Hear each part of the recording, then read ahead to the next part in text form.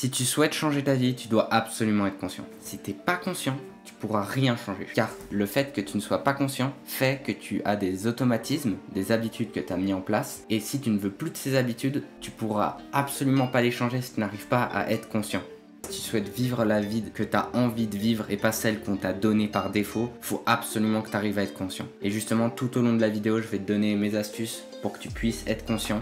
Déjà, la première question qu'il faut se poser avant de vouloir être conscient, c'est pourquoi on est inconscient. C'est-à-dire pourquoi notre cerveau veut faire des choses par automatisme et on n'est pas tout le temps conscient. Tout simplement parce que le fait d'être conscient, ça demande de l'énergie. Et vu que notre corps et notre cerveau veut survivre, il essaie d'en dépenser le moins possible. Et donc si tu as vraiment envie de vouloir changer ta vie, etc., faut que tu arrives à être conscient, ce qui va te demander plus d'énergie. Et en fait, ton cerveau et ton corps vont essayer de réduire cette énergie que tu dépenses, donc vont t'empêcher d'être conscient. Donc c'est vraiment super important que tu restes conscient, que tu dépenses même plus d'énergie s'il le faut, que tu sois plus fatigué à tes fins de journée, mais que tu changes la vie comme tu as envie de la changer. Parce que c'est pas ton cerveau ni ton corps qui vont t'aider. Eux, leur but c'est juste de survivre, pas de te faire vivre des émotions ou de te faire vivre la vie que tu as envie de vivre.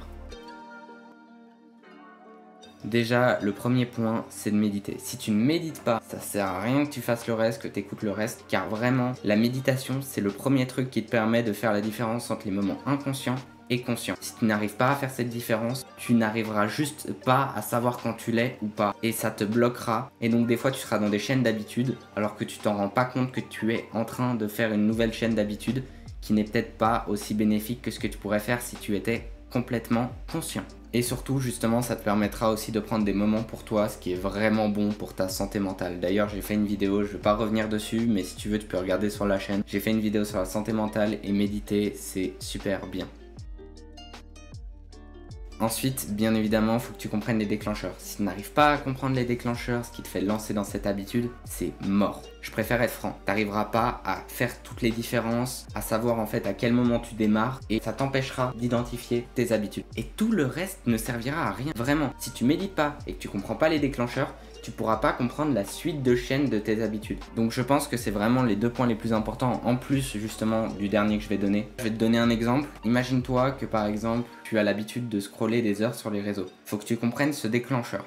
Par exemple, le déclencheur, ça peut être un manque d'estime de soi qui te fait te lancer sur les réseaux et ton cerveau essaye de se comparer aux autres, à ce qu'il voit, et à partir de ce moment-là, en fait, tu rentres dans une habitude sans t'en rendre compte. À part si tu as capté que le moment où tu te sentais mal ou peut-être tu avais un problème d'estime de toi, c'était ce moment-là qu'il fallait que tu deviennes conscient pour éviter de rentrer dans l'habitude d'aller sur les réseaux. Si tu as compris l'émotion ou le moment qui te fait aller faire cette habitude, tu as tout gagné.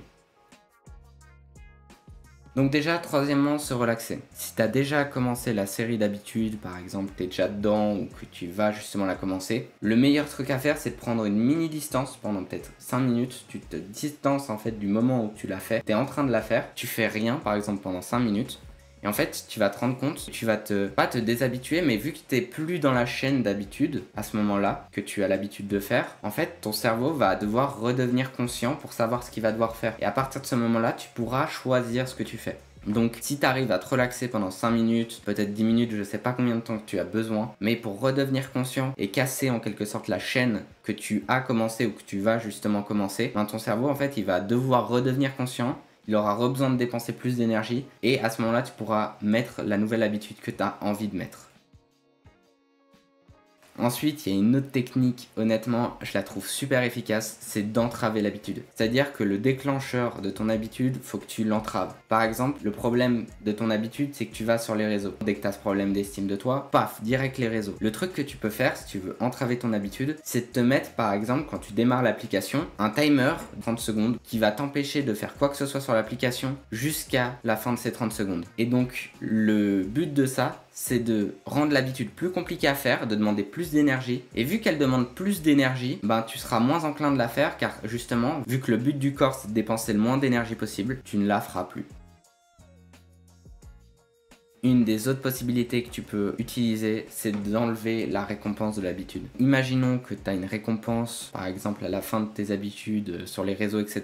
C'est la dopamine que tu génères. Si tu veux enlever cette récompense, il faut absolument que soit tu arrives à changer par exemple tes pages Instagram, etc. pour plus que tu ailles autant de dopamine, même plus du tout, ou soit que tu te mettes dans ton habitude à la fin un truc qui te fait perdre toute la dopamine que tu as gagnée en quelque sorte. Par exemple, devoir prendre une douche froide, habillé par exemple, ça peut marcher. Ça peut être ce que tu veux, du moment que ton niveau de dopamine en fait il est plus bas que quand tu as commencé. Car le problème c'est que ces habitudes se font car tu obtiens soit de la dopamine, soit de l'énergie, et vu qu'elle est plus haute à chaque fois, plus haute qu'elle était au début, il va recommencer. Mais par contre si tu arrives à le faire aller plus bas, il va plus trouver ça utile, et donc à ce moment-là, tu pourras réussir à enlever cette habitude et créer une nouvelle habitude pour la remplacer. Et honnêtement, même si tu deviens inconscient de tes nouvelles habitudes qui sont bonnes pour toi, honnêtement, c'est déjà super positif car tu es vraiment dans la bonne voie à ce moment-là. Un point que je trouve super important et qu'on oublie trop souvent, c'est ne sois pas trop sévère. N'oublie pas que tu peux échouer, que tu vas certainement te louper. Quand tu essayes de changer tes habitudes, tu vas te louper beaucoup de fois. Je te dis ça d'expérience, il y a certaines habitudes, j'ai pris plus d'1 an à les changer, alors que je travaillais tous les jours dessus, je lisais des livres, j'essayais de faire vraiment mon max possible. Et pourtant, ça ne suffisait pas. Tout simplement car il y a certaines choses, ça prendra du temps. Et il faudra que tu essayes plein de fois avant de réussir à complètement les enlever, à complètement te dépersonnaliser de cette habitude. Ça te prendra du temps. Et pour ça, ce qu'il faut, c'est le faire. Toujours essayer d'enlever, par exemple, d'entraver l'habitude. Et même si tu as réussi à l'entraver, que tu l'as fait quand même et que tu es déçu de toi de l'avoir fait, ne le sois pas tant que ça, car tu as déjà progressé. Imagine-toi dans un mois, ça se trouve, tu auras réussi à diminuer ton habitude à 100%, alors que si tu n'aurais pas tenté ce petit pas, ça se trouve, tu seras même pas à 10%, et encore, ça se trouve, tu auras augmenté, ça sera catastrophique. Donc vraiment, ne sois pas trop dur. T'as essayé, ok, recommence et ne t'en veux pas. Celui-là, je l'aime bien, c'est les rappels auditifs. C'est-à-dire que quand tu fais quelque chose, tu auras des rappels qui vont te ramener à la conscience. Par exemple, si tu joues à 11h et que tu veux arrêter à 11h30 et que le problème c'est que tu décales jusqu'à par exemple 3h, le truc que tu peux faire c'est à par exemple 11h20, 11h25 ou 11h30, tu mets un rappel par exemple sur ton téléphone qui va vibrer, etc. Et à ce moment-là, en fait, ton cerveau va se dire « Ah, il y a quelque chose de pas normal », tu vas redevenir conscient et tu vas te rendre compte qu'en fait, à ce moment-là, tu dois arrêter ton habitude, et là, à ce moment-là, tu seras conscient, donc tu pourras le faire. Il y a plusieurs types de rappels, justement, de déblocage de la conscience. Soit tu choisis par exemple quelque chose de visuel. Imaginons que tu joues, tu peux mettre un truc qui bloque ton écran. Ou si tu veux quelque chose d'auditif, tu peux par exemple mettre des alarmes. Tu veux vraiment que ça soit auditif et que tu puisses l'entendre. Et justement, ça va t'aider à devenir de plus en plus conscient de ton habitude. Et même si tu n'as plus ces alarmes au bout d'un moment, ton cerveau aura quand même ce déclic. Et justement, si tu le fais assez longtemps, ça pourra même devenir ta nouvelle habitude d'arrêter de faire ton habitude à ce moment-là. Et imaginons que tu souhaites complètement l'enlever avec des rappels. Ce que tu devrais faire, c'est justement mettre des blocages d'écran par exemple dès le début que tu commences ton habitude. Parce que comme ça, ton cerveau en fait, il va, au lieu d'assimiler par exemple cliquer sur l'application, aller sur l'application pendant des heures, il va dire cliquer sur l'application, ah, faut que je choisisse entre deux chemins, parce que d'habitude par exemple vous la bloquez et que là elle n'a pas été bloquée par pur hasard, il va avoir deux choix. C'est-à-dire soit il va se dire je vais sur des heures, mais au lieu de directement prendre celle-là, il va réfléchir à la deuxième qui est la nouvelle, et donc il va se dire peut-être ah ok d'accord, je comprends, faut que peut-être que je m'arrête, et donc il va y réfléchir, ce qui va vous permettre d'être conscient et de faire le choix que vous souhaitez.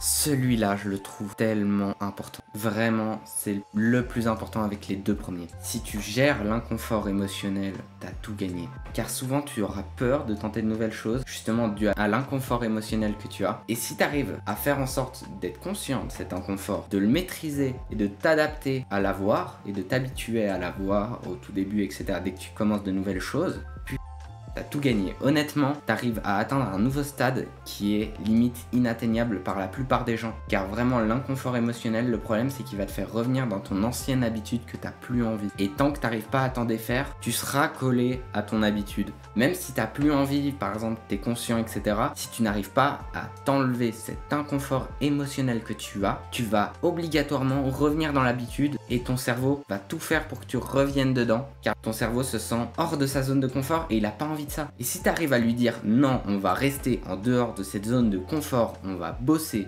on va faire ce qu'on doit faire, on doit prendre les risques qu'on doit prendre, à ce moment-là, tu arrives à gérer l'inconfort émotionnel et tu as tout gagné honnêtement. parce que tu pourras faire ce que tu veux. C'est-à-dire que du moment que tu es conscient et que tu auras une gêne, tu arriveras quand même à faire l'action que tu as envie de faire malgré cette gêne. Et c'est un truc que presque plus personne n'arrive à faire. Si tu regardes bien dans la vie de tous les jours, si tu regardes les gens autour de toi, par exemple, si tu prends des transports publics, tu verras que la plupart des gens, en fait, dès qu'ils sentent cette petite gêne, etc., ils vont éviter au maximum de l'avoir et revenir dans leur zone de confort, leur habitude, etc.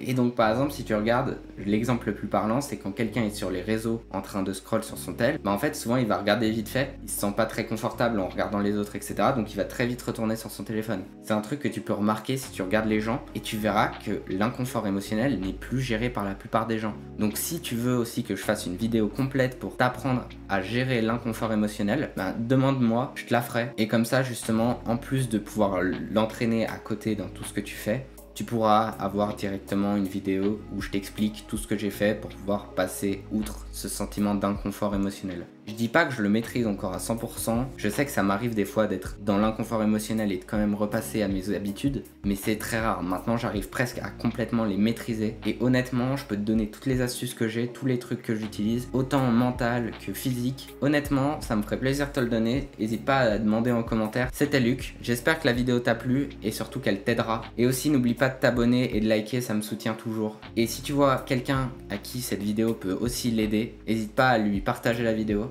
Ciao.